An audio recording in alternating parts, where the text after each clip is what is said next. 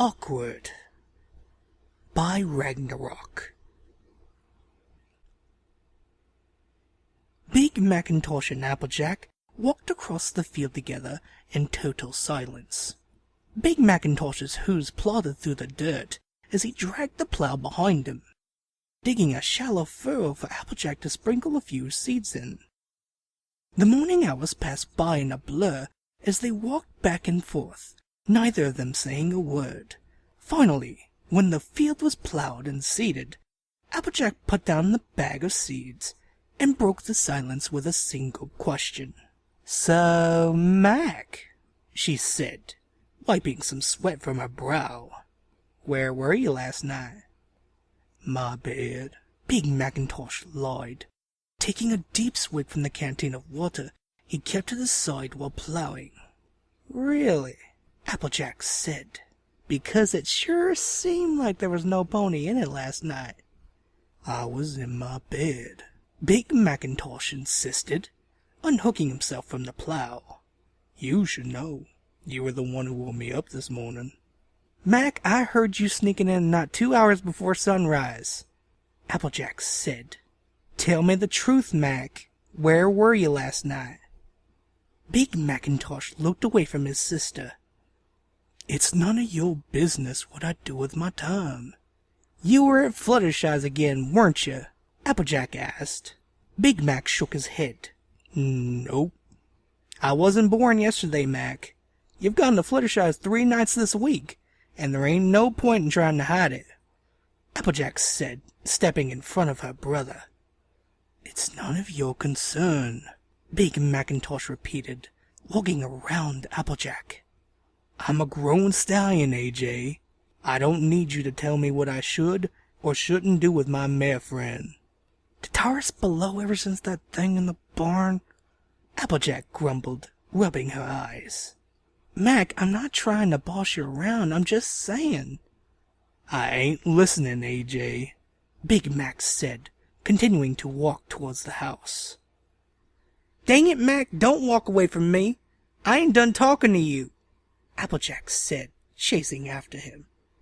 "I'm done talking to you," Big Mac shouted back, starting to gallop. Applejack stopped chasing him. "Fine," she said to herself as she turned away from the house. "If you won't listen, maybe she will." Applejack knocked on the door to Fluttershy's cottage twice, staring questioningly at the board nailed to the door.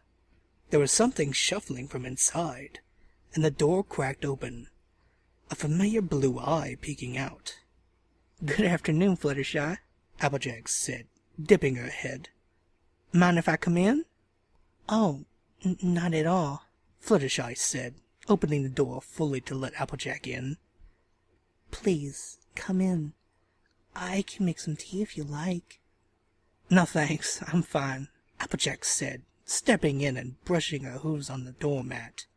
She closed the door behind her, and lifted an eyebrow when she saw that the board had been covering a hole in the door. "I take it Big Mac did that?" she asked, easily recognizing her brother's work. Yes. A few months ago, he offered to pay for repairs, but I think covering it up works just fine," Fluttershy said. "Are you sure you don't want any tea?" "Nah, I'm just here to talk real quick," Applejack said, taking a seat on Fluttershy's couch. Fluttershy sat next to her. "Oh, of course. What did you want to talk about?" Fluttershy asked. Applejack cleared her throat, feeling her cheeks heat up a little bit. "I wanted to talk about your relationship with Big Mac," she said, adjusting her hat out of habit. "Now, don't get me wrong. I'm pleased as punch you two are getting along so darned well, just I'm worried you might be getting along a bit too well." Applejack couldn't believe she was having this conversation. "What do you mean?" Fluttershy asked, oblivious to Applejack's subtle assertions. "I mean..."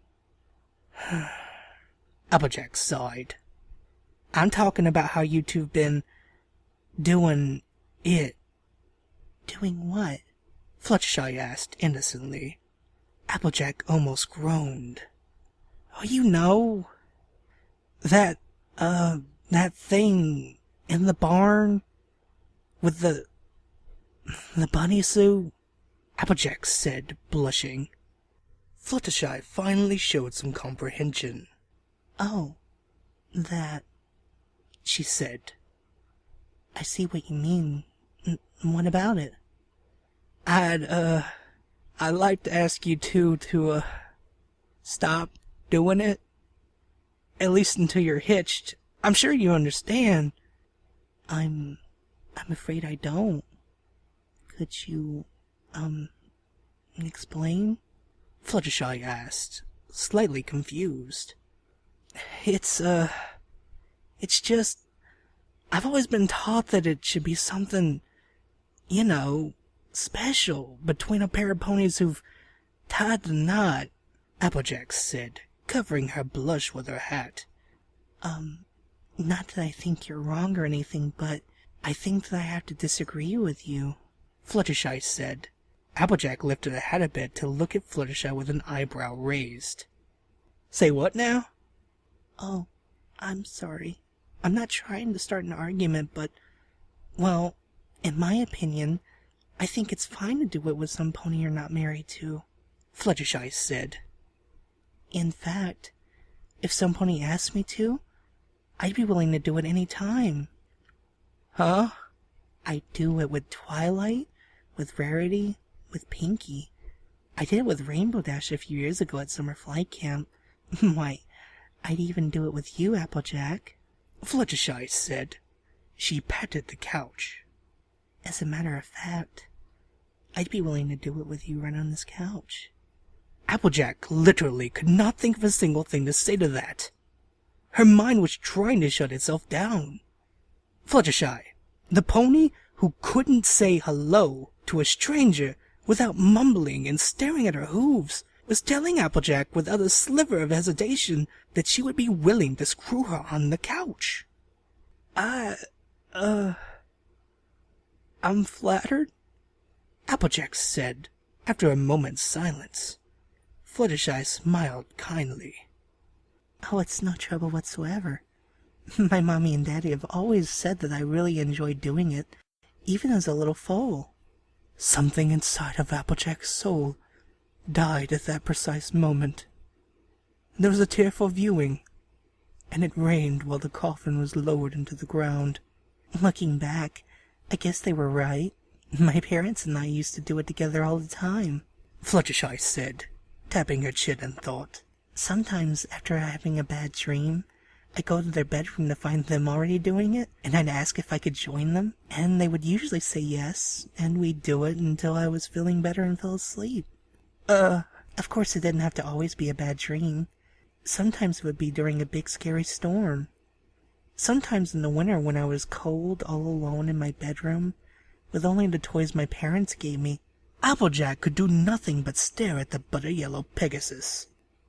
And sometimes we'd do it if I was just having trouble getting to sleep. I find it much easier to get to sleep after doing it.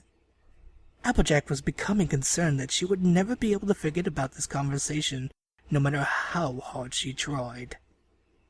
In fact, I think doing it before bed helps a lot of animals sleep better. No. No. No. No. No. I've done it with lots of different animals in the past, Fluttershy said cheerfully. I really like doing it with bears. And wolves are fun because it usually involves a few wolves at once. Applejack would never be clean. The only cure was death. Swift and painless. But doing it with smaller animals was a bit more difficult. And I've never done it with a fish. Not that I haven't tried, mind you. And even Fluttershy shook her head. Oh, listen to me, droning on and on. You were talking about me and Big Mac doing it, right? I think so, Applejack said. About that. I think I've gone and changed my stance on the whole issue. Oh, that's very good. I was hoping I could... Fluttershy, I'd like for you to stop seeing my brother. You could have had a pin drop on the moon. What? Fluttershy said. Now hear me out for a second. I think you're a great pony, Fluttershy. I really do. But after what you told me today about your parents and the bears and the wolves and the... Ugh. Applejack shuddered. My point is, I'd really rather my brother wasn't romantically involved with some pony who'd willingly run anything with 4 legs. Fluttershy blinked. Once. Twice. Running? She repeated in a small voice. You mean, like, mating? That's exactly what I'm talking about, Applejack said. Fluttershy stared at her, her eyes wide and jaw flapping uselessly. Applejack, I'm ashamed of you, having such a dirty mind. Fluttershy squealed, turning away from Applejack. Beg pardon? Applejack, I thought we were talking about cuddling, but clearly your mind was stuck in the gutter. Cuddling? You mean to tell me, all this time, every single time that my brother has come over to spend the night here, you two have just been cuddling? Applejack said in disbelief. That time with the bunny suit? He was just so cute. I couldn't help it. And I admit, I may have let myself go a bit that time, but mating, Applejack? I can't believe you would think something like that. I'm not that kind of mare, Fluttershy said, starting to tear up a little bit. I feel like a right darn fool now, Applejack said, rubbing the back of her head. You should. Oh goodness, I'm sorry. I'm not trying to be mean. Well, for what it's worth, I'm sorry I misread things so bad, Applejack said, holding a hoof out to Fluttershy. Fluttershy looked at it, then at Applejack. She wiped her eyes and sniffed a little bit. Apology, accepted, Fluttershy said, shaking Applejack's hoof. But if you don't mind, could you please, leave? Yeah, that's probably for the best, isn't it? Applejack said, standing up. I guess I'll talk to you later. Yes, later, Fluttershy said, walking Applejack to the door. Have a nice day. The door slammed behind Applejack. The farmer didn't look back as she walked down the path through the woods.